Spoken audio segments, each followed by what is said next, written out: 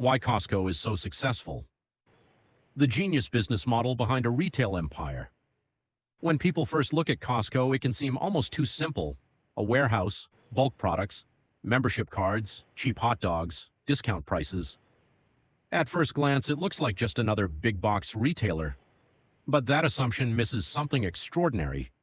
Because Costco is not simply a store, it is one of the most brilliantly designed business models in modern history. A company that turned low prices into loyalty, loyalty into obsession, and obsession into a retail empire.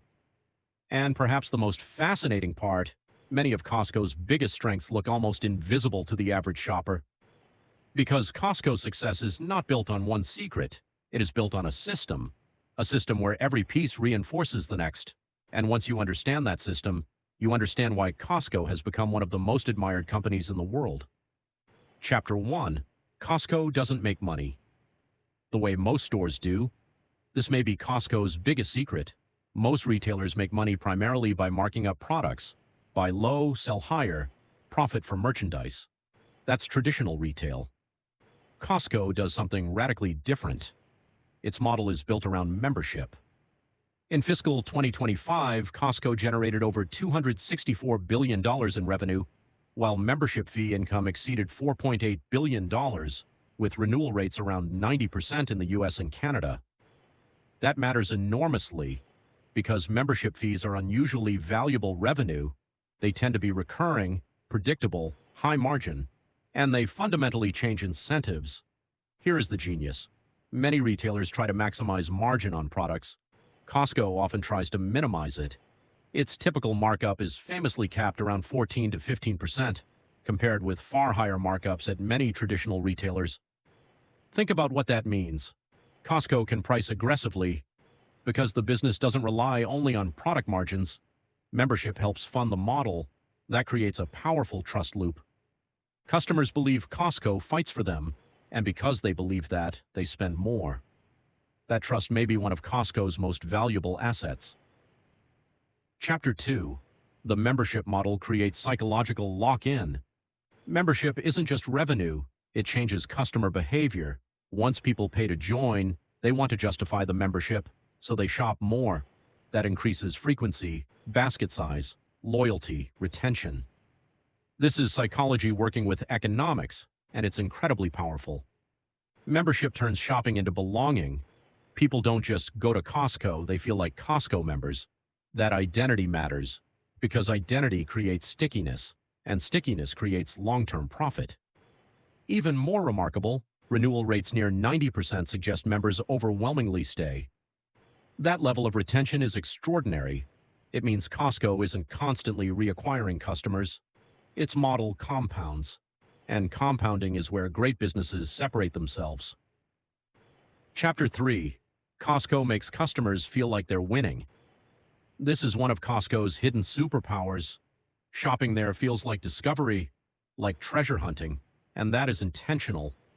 Unlike stores with endless product choices, Costco carries a surprisingly limited assortment, often only a few thousand SKUs versus tens of thousands in traditional supermarkets. That sounds restrictive, but it is strategic. Fewer choices means better purchasing leverage, simpler operations, faster inventory turns, and often better prices. But there's something else: scarcity, limited time deals, rotating inventory, unexpected finds. This creates excitement. Customers go in for paper towels and discover a luxury appliance, or imported chocolate, or patio furniture, or a giant television deal, and suddenly shopping becomes entertainment. That treasure hunt effect keeps people coming back, not just for necessities, for surprises, and surprises build habit. Chapter 4.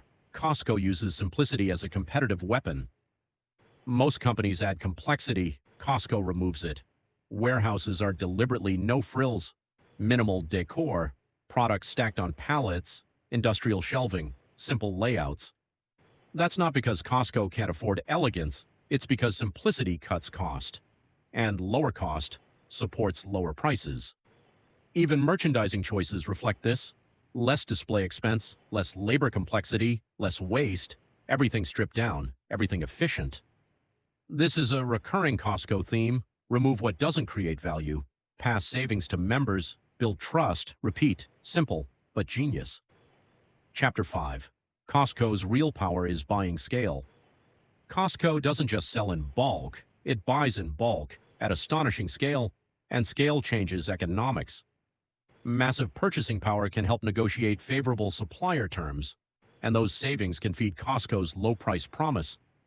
This is why Costco can sometimes price products. Competitors struggle to match. Volume becomes leverage.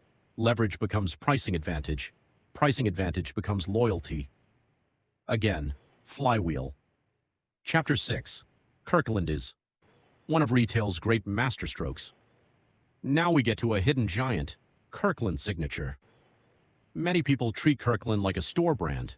That underestimates it dramatically. Kirkland has been described as generating sales comparable to some global consumer giants. Why is it so powerful? Because private label can offer better margins, lower prices, brand control, differentiation, and loyalty. But Kirkland did something rare. It became trusted. People actively seek it out, sometimes over national brands. That is extraordinary, because private labels usually compete on price. Kirkland often competes on quality. That deepens Costco's moat, because customers can't fully replicate Costco elsewhere. Chapter 7. Costco's employee strategy is a hidden advantage. This is something Wall Street once criticized: higher wages, better benefits, more generous treatment. Many assume that would hurt profits, but it may have strengthened the business. Because motivated employees can drive better service, lower turnover, higher productivity, operational consistency, and reduce training costs. Sometimes paying more can lower costs elsewhere. That's counterintuitive, but powerful. And it reflects a bigger Costco pattern: long-term thinking over short-term extraction. That shows up again and again. Chapter 8. The hot dog isn't about hot dogs. The famous $1.50 hot dog combo has become legend. People treat it as quirky branding. It's much smarter than that. It is symbolic. It tells members, we protect value, even irrationally, even stubbornly. That builds trust. And trust in pricing can be worth more than profit on food court items, because it reinforces the whole brand promise. Sometimes iconic low-margin items are marketing, sometimes they are philosophy.